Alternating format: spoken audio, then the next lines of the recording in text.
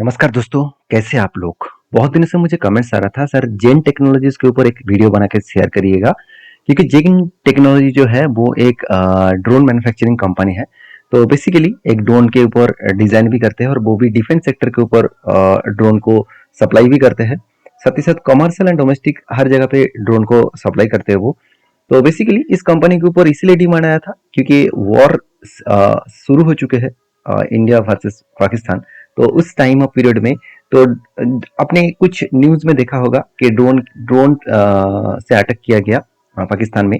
और बहुत सारे जगह पे ड्रोन के ऊपर अटैक किया गया। तो ये ड्रोन का जो डिमांड है, तो ड्रोन का जो डिमांड है, क्या वो डिमांड कंटिन्यूसली हो सकते हैं? अगर देखूं तो पिछले दिनों में अपर सर्किट देखने को मिला था। अराउंड एक दिन में 5% का जंप देखने को मिला और शेयर अचानक अपर सर्किट देखने को मिला। स्टार्टिंग हुआ मार्केट और अपर सर्किट लग गया। तो इसका मतलब क्या है? इसका मतलब है हर कोई यही सोचते हैं कि जब भी कुछ इस तरीके से वॉर जैसी सिचुएशन हो तो उसके कैटेगरीज में जितने सारे कंपनीज है उसमें एक बूस्ट देखने को मिलेगा। ये बात सही भी है क्योंकि बूस्ट इसलिए होता है क्योंकि लोगों के मन में यही होता है कि उस कंपनी से ऑर्डर मिलेगा, उस कंपनी को ऑर्डर मिलेगा, उस ऑर्डर बेसिस में वो आगे बढ़ सकते हैं। तो देखिए, सबसे पहले मैं कंपनी के ऊपर एक बार वेबसाइट को विजिट करूं तो आप ध्यान से देखना। कंपनी के ऊपर जो मेनली बिजनेस है वो एंटी ड्रोन सिस्टम के ऊपर कंपनी ज्यादा काम करते हैं। साथ ही साथ रडार सिस्टम के ऊपर आप देख सकते हैं एंटी ड्रोन सिस्टम के ऊपर ज्यादा काम करते हैं। तो बेसिकली कंपनी को जो प्रोडक्ट है, अगर आप इसका प्रोडक्ट देखेंगे तो आप देखेंगे तो एंटी एंटी ड्रोन सिस्टम किस तरीके से काम करते हैं, आप इस वीडियो को वॉच करके देख सकते हैं। तो कंपनी का बेसिकली ड्रोन के ऊपर बिजनेस है और ड्रोन का जो डिमांड है मार्केट में वो और भी ज्यादा बढ़ रहा है क्योंकि गवर्नमेंट भी इसको बहुत ज्यादा प्रमोट कर रहे हैं और ड्रोन सिस्टम को और भी ज्यादा इम्प्रूव किया जा रहा है क्योंकि ड्रोन एक ऐसा सिस्टम है जहाँ पे किसी व्यक्ति का हानि नहीं होगा, क्योंकि कोई व्यक्ति ड्रोन के ऊपर होगा ही नहीं, फिर भी वो अटैक जाकर अटैक कर सकते हैं और टारगेट पॉइंट चूज कर सकते हैं। तो इसीलिए ड्रोन का डिमांड हमेशा है। तो वॉर जैसे सिचुएशन क्रिएट हो तो ड्रोन का डिमांड और भी बढ़ जाते हैं।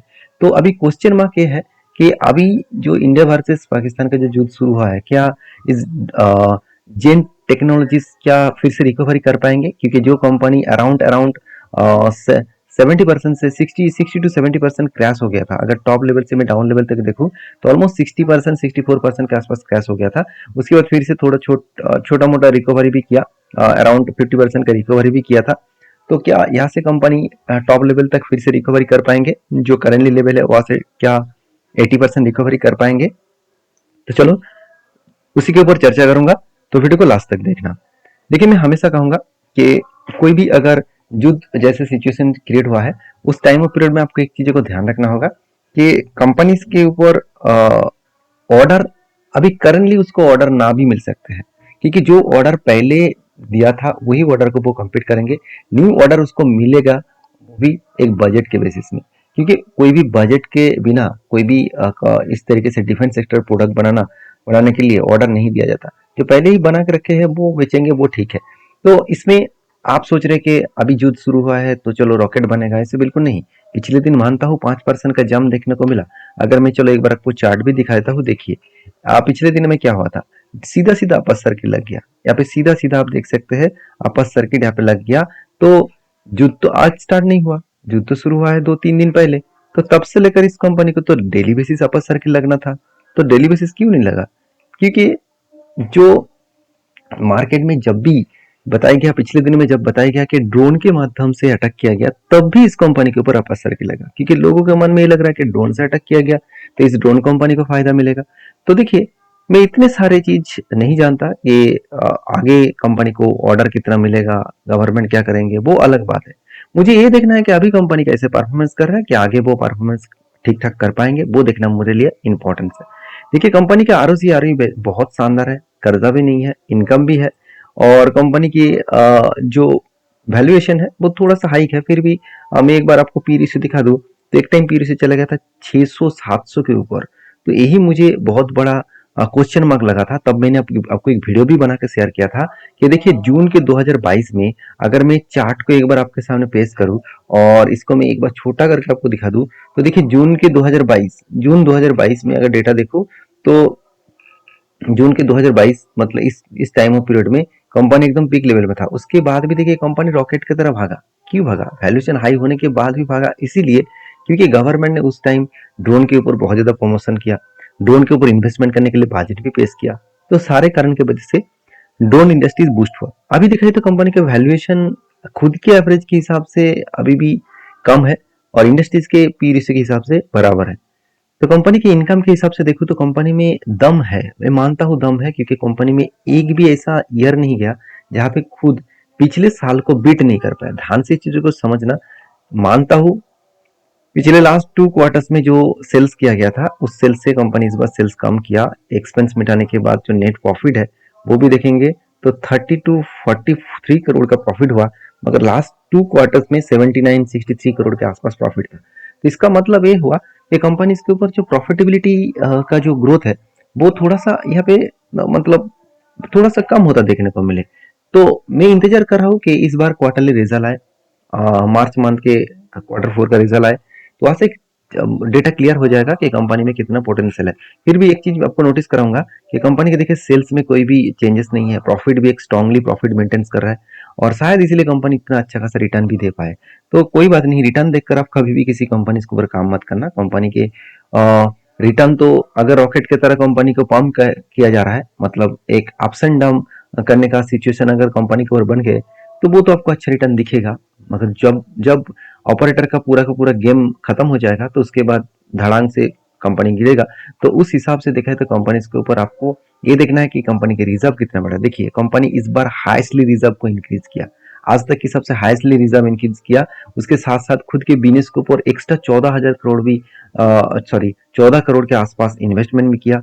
कंपनी का फिक्स्ड एसेट भी बढ़े। तो देखिए 14 करोड़ जो है वो नेक्स्ट ईयर में आपको 106 करोड़ के अंदर ऐड होता देखने को मिलेगा। सबसे इंपॉर्टेंट पॉइंट क्या आप जानते हैं, कंपनी के ऊपर जो हम लोग देख रहे हैं कि कंपनी का प्रॉफिट एंड लॉस में करीबन 223 करोड़ के आसपास प्रॉफिट हुआ। तो एक्चुअली कंपनी के आसपास उतना हाथ में पैसा आया ही नहीं। इसका मतलब कंपनी उधारी में चल रहा है। तो कंपनी माल तो दे दिया, उसके बाद पैसा आने में बहुत टाइम लग गया, अभी पैसा आया ही नहीं है। तो ये एक मेरे लिए बहुत वीकनेस पॉइंट है, क्योंकि आपके बिजनेस में आप खाते में दिखा रहे हैं कि मुझे 50,000 रुपया आने वाले हैं, तो एक्चुअली कस्टमर जब तक पैसा नहीं देंगे तो वो तो आपको हाथ में पैसा आया नहीं ना। तो खाते में आप दिखा सकते हैं, ओरिजिनल पैसा आपके पास आया कि नहीं वो देखना जरूरी है। तो आप देख सकते हैं जो कैश फ्लो ऑपरेटिंग एक्टिविटीज में यहाँ पे 13 करोड़ 116 करोड़ के आसपास है, मतलब जितना प्रॉफिट वो दिखा रहा है यहाँ पे उतना प्रॉफिट एक्चुअल हाथ में आ नहीं रहा। तो इसके लिए कंपनी के ऊपर प्रेशराइज में जरूर मानूंगा। शायद इसीलिए इंस्टीट्यूशन जो 8% होल्डिंग करके रखे थे वो इस बार कुछ क्वांटिटी को सेल ऑफ कर दिया और उसका फायदा ऑब्वियसली डीएस ने उठाया, क्योंकि डीएस के पास ना के बराबर होल्डिंग था। शायद डीएस ने इसलिए ऐड करा है क्योंकि गवर्नमेंट भी ड्रोन प्रोजेक्ट के ऊपर ज्यादा फोकस किया है, इसके ऊपर बजट भी अनाउंसमेंट किया है। तो मेरे हिसाब से कंपनी के ऊपर रिक्स ही कंपनी है, तो फिर भी जो लोगों को रिक्स लेना पसंद है, जो लोग इस तरीके से रिक्स के ऊपर ऑब्जर्व करके कंपनी के ऊपर स्टडी करके काम कर सकते हैं, तो उसके लिए मेरे हिसाब से एक अपॉर्चुनिटी वो ढूंढ सकते हैं। तो मैं किस तरीके से इसको अपॉर्चुनिटी देखता हूँ, मैं ध्यान से आपको बता दूं। देखिए जब कोई कंपनी 60% के आसपास क्रैश होता है, कोई भी कंपनी, अगर कंपनी का परफॉर्मेंस मोटा मोटी देखा जाए तो ठीक है और कंपनी का बिजनेस भी फ्यूचरिस्टिक है, अगर वो कंपनी 60% के आसपास क्रैश होते हैं तो उस जगह पे मैं एक डिसीजन लेता हूँ। तो मेरे डिसीजन करीबन करीबन इस तरीके से जगह पे है जहाँ पे कंपनी 60% ऑलरेडी क्रैश हो चुके हैं।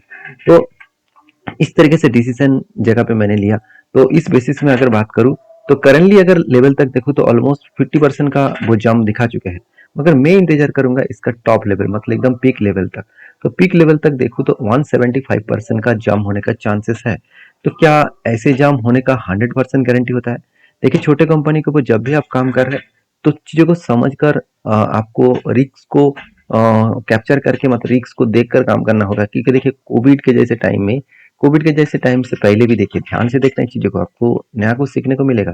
देखिए कोविड से पहले क्या हुआ, उससे पहले कहाँ तक था, उससे पहले 158% का लेवल था, सॉरी 158 का लेवल था। वहां से अगर करेक्शन देखो overall Covid of time of period तो 85% का क्रैश हो गया था। अगर जो लोग सोच रहे कि चलो कंपनी यहाँ से बर्बाद हो गया तो मैं यहाँ से एग्जिट हो जाऊँ, तो उसके बाद हुआ क्या? उसके बाद देखिए जो लोग इस नीचे लेवल में इसको कंटिन्यू, मतलब 60% लेवल से भी अगर कंटिन्यू करता तो मैं एक बार 60% लेवल इसको लेके जाता हूँ। कहाँ तक 60% गिरा था, हाँ चलो यहाँ पे 60 to 70% का करेक्शन हुआ था। तो इस लेवल से भी अगर मैं टॉप लेवल तक इसको देखूँ तो करीबन करीबन 250% के आसपास जर्नी देखने को मिला। तो ये मेरे लिए बेस्ट जर्नी पहले साबित था। तो मैंने यहाँ पे काम नहीं किया था, मैं उसको रिसर्च किया कि हाँ, कि ऐसे भी पहले हुआ था। उसके बाद देखिए कहाँ से कहाँ तक गया। तो क्या इस लेवल में भी करेक्शन तो हुआ था। यहाँ पे कितना गिरे थे, यहाँ पे कितना गिरा, अराउंड 40%।